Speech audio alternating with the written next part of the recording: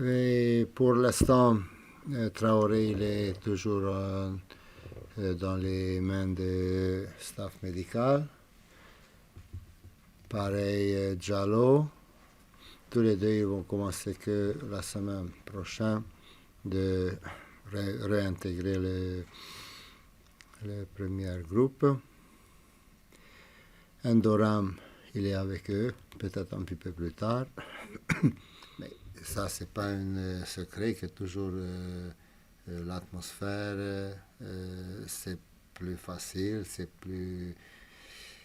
beaucoup plus facile de travailler après des matchs réussis que des matchs, disons, loupés.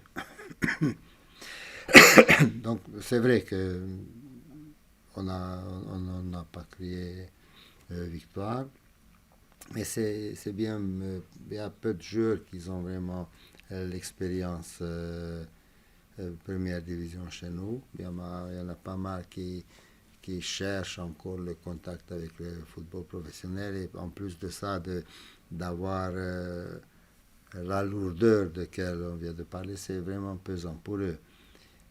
Ça, une petite boule d'oxygène, c'est vrai qu'il est arrivé. Moi, je dirais que pas impérativement pour le résultat, que pour le résultat. Je crois que la manière aussi, il était bon. Ça, sans doute qu'eux aussi, ils le sentent, ils leur donnent plus de courage. Ça n'empêche que le problème, il reste le problème. Je crois qu'avec un bon Mikutadze, avec un bon Lamkelze, avec un Van der Kerkhoff qui retrouve ses trajets, c'est un petit peu autre chose que avant. Donc, mais eux aussi, ils doivent être à 100, 120%. Autrement, on a des autres joueurs intéressants, mais ils jouent quand même avec une signe de point d'interrogation sur leur dos. Et cet point d'interrogation, moi aussi je le sens. Je n'attends pas un grand match. Je ne crois pas que ça va se faire.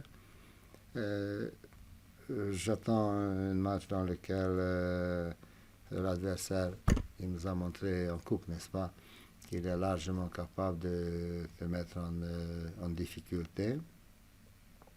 Et comme contre toutes les équipes, il faut montrer plus de 100% pour être capable de prouver quelque chose, parce qu'ils ont un milieu de terrain extrêmement expérimenté, très très expérimenté. Ils se sont bien renforcés en défense et ils ont des atouts dans l'axe de leur attaque.